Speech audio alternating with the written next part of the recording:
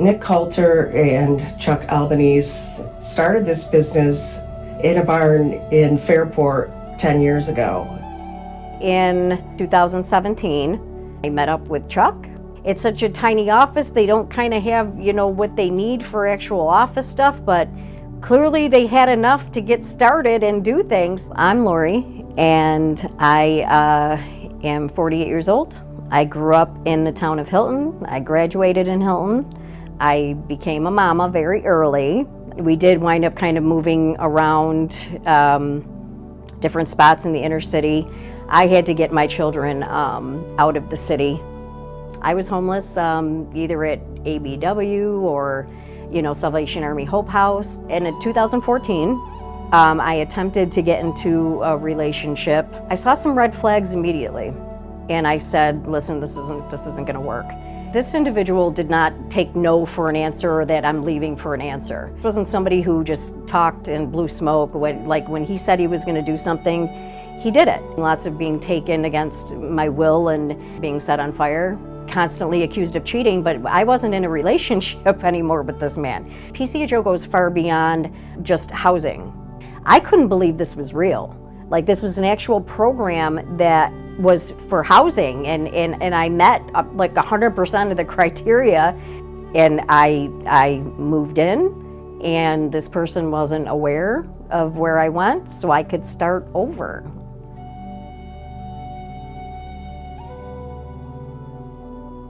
I am the Homeless Outreach Program Manager for Person-Centered Housing Options. My outreach department, we go out in the community a few times a week, and we go and find people who are unhoused. And Broad Street is first. It would be the first stop. Alright, so we're gonna pull up right there. There it is. I don't see any tent there. They might be in a tent, they might be in a doorway, they might be in an encampment. Put some waters in here. Put some snacks in there. These rain ponchos? Yep, a couple of those rain ponchos will work. Over the past 5 years, especially since the COVID pandemic, there has been an exponential increase in homelessness, especially with younger folks and with families. Back in 2024, we were able to house around 400 people. We're seeing an increase in young people and families becoming unhoused due to the exponential increase in the cost of rent.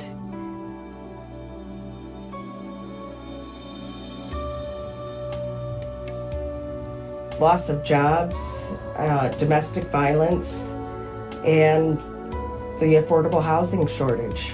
There's just not enough affordable housing out there.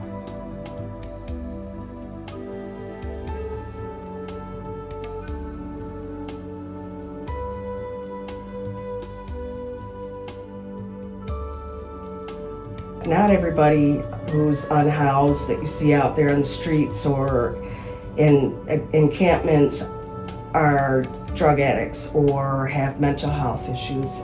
There's a lot of people who have just run into really bad circumstances, being priced out of their apartments, fleeing from domestic violence, and other circumstances beyond their control.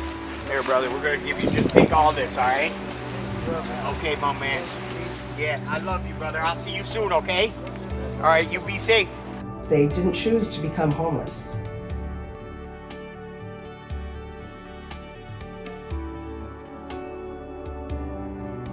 I gave up everything to go to Batavia to be a part of my son's life, and then lost everything over again, and then came back to Rochester with nothing.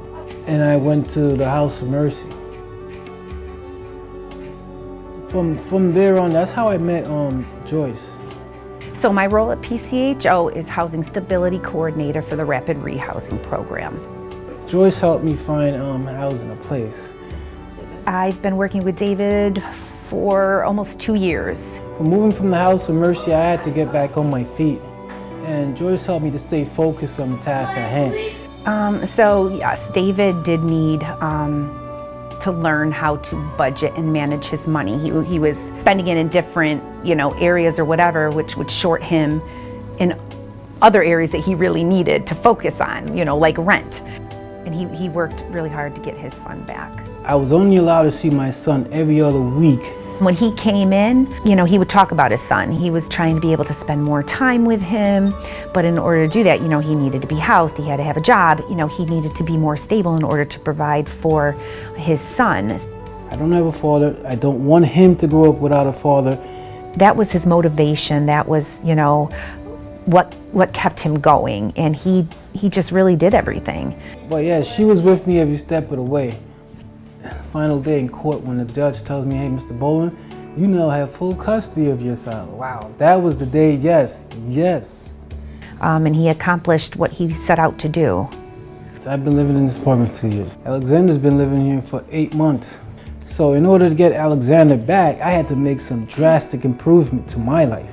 He got a job, and he stayed with his job, and he's been with his job and consistently working. I work for Walmart in Child Line. It's not just about housing them, it is about stabilizing them. Yeah, Joyce can hit me up every month. We'll do a check-in. So that they, don't continue in the circular pattern of being unhoused. And she'll ask me how much spending, what is up with my boy, and if I needed anything. And now, what is my next step from here? That is something I'm still contemplating on. I'm like, what am I gonna do next?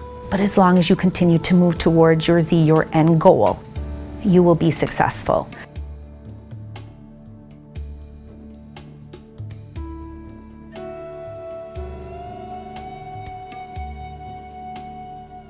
I didn't think that telling my story would ever help anyone.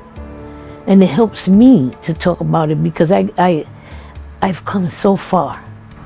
I never thought that I would be the one saying I got 11 years drug-free. I have 9 years tobacco-free. I have going on 2 years Suboxone-free.